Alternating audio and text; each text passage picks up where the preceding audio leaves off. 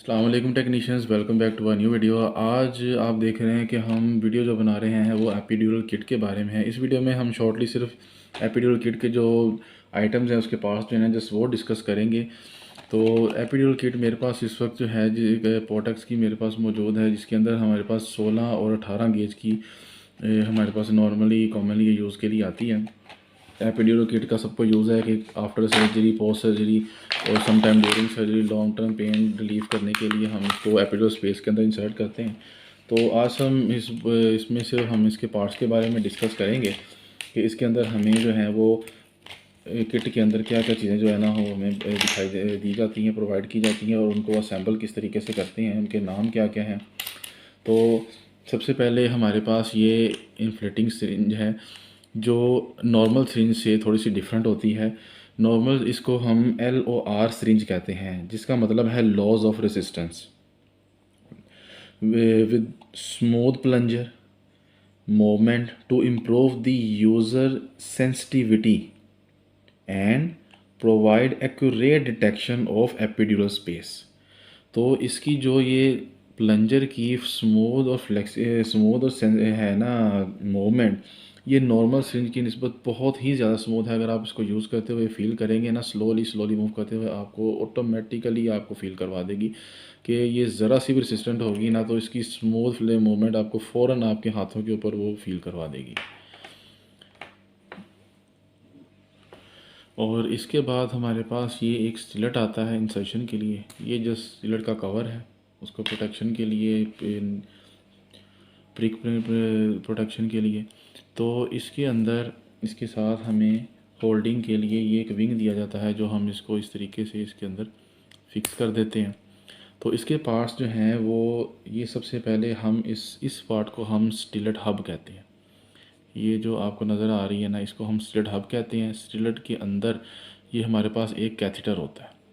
जैसे हम IV line use करते हैं तो स्टिलेट के साथ हम उसको इंसर्ट करने के बाद जब स्टिलेट का काम ख़त्म हो जाता है तो हम स्टिलेट को बाहर निकाल लेते हैं, और ये हमारी क्या नाम है, जो कैथेटर होता है वो अंदर रह जाता है। तो ये इसको स्टिलेट हब कहा जाता है। स्टिलेट हब के बाद ये इसके विंग्स हैं, और विंग्स के साथ ये स्टिलेट हब के साथ जो ये वाला पोर्शन आपको आगे का नज़र आ रहा है, इसको हम नीडल हब कहते हैं। तो नीडल हब के बाद हमारे पास विंग्स हैं। विंग के बाद ये जो ऊपर एक आपको नज़र आ रहा है, इसको हम शीथ कहते हैं। शीथ है, और ये हमारा आगे का जो हिस्सा है ये स्टील का, ये स्टिलेट है।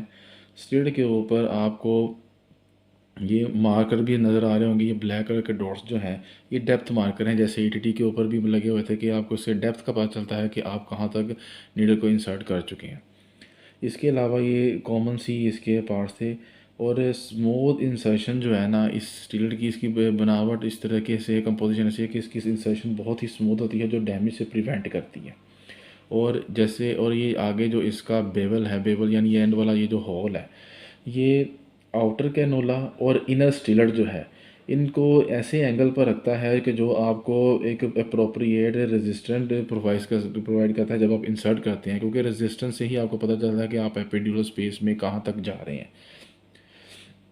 तो ये एक छोटा सा इसका पार्ट है। ये आगे से मैंने इसका निकाल दिया है। हमारा जो कैथेटर है, स्लिट को इंसर्ट करने के बाद जब हम पोजीशन पहुंच जाते हैं, हमें सिरिंज से हम इसको सेंसिटिविटी को हम अपने हाथों के ज़रिए पता चल जाता है कि हमारी रेजिस्टेंस ख़त्म हो गई है, एपिड्यूरल स्पेस आ गई है, तो हम इसको बाहर निकाल लेते हैं। तो उसके बाद हमारे पास ही आता है जी आगे। तो फिर हमें जब स्पेस मिल जाती है, तो स्पेस मिलने के बाद हम कैथेटर को निकाल लेते हैं। निकालने के बाद हम जब इस कनेक्टर को लगाते हैं, इस कनेक्टर का जो पर्पस होता है वो हमारी ये जो ड्रग देने के लिए एपिड्यूरल की हमारी जो पाइपलाइन है, सिंपल वर्ड में हम उसको पाइपलाइन कहूँगा। तो इसको हम यहाँ से एक एक जो हमारा एंड है उसको हम इसके अंदर से हम जो है वो इंसर्ट करते जाएंगे। ये देखें आप, दूसरी साइड से जो है ना वो हमारी नीडल के थ्रू ये हमें दूसरी तरफ हमारी बॉडी के अंदर एपिड्यूरल स्पेस में हमें नज़र आ जाएगी।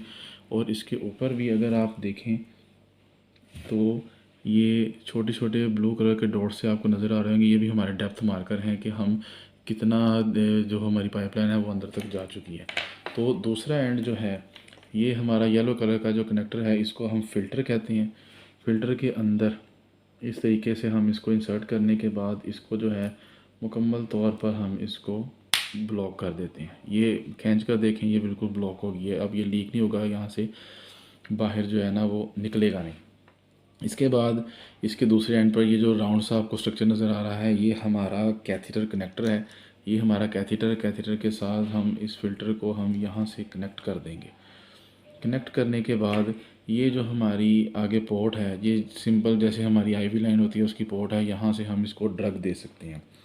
तो हमारी जो हमारी जो शीट है, हमारी जो हमारा कैथीटर है, इसके सॉफ्ट और फ्लेक्सिबल होने की वजह से ये ऑब्स्ट्रक्शन को हमारे और ट्रॉमा को प्रिवेंट करता है। इजी डिटेक्शन हो जाती है हमारी क्या नाम है, ये जो स्टीलर की स्मूथनेस है इससे भी, हमारी सिरिंज की जो स्मूथनेस है मूवमेंट की इससे भी, तो ये बहुत ही हेल्प आउट करता है हमारे रेजिस्टेंस को और ट्रॉमा को प्रिवेंट करने को। तो ये एक छोटा सा हमारा रिव्यू था हमारी एपिड्यूरल किट का जो कॉमनली यूज़ की जाती है। और ये हमारे पास टैग्स दिए जाते हैं जो एपिड्यूरल किट को पास करने के बाद हम उसको फिक्स करने के लिए भी और इंडिकेट करने के लिए यूज़ करते हैं। तो ये छोटा सा रिव्यू था। होप आपको वीडियो पसंद आई होगी। थैंक यू, फीडबैक दीजिएगा, चैनल को लाइक करें, सब्सक्राइब करें, सपोर्ट करें। थैंक यू, अल्लाह हाफिज़।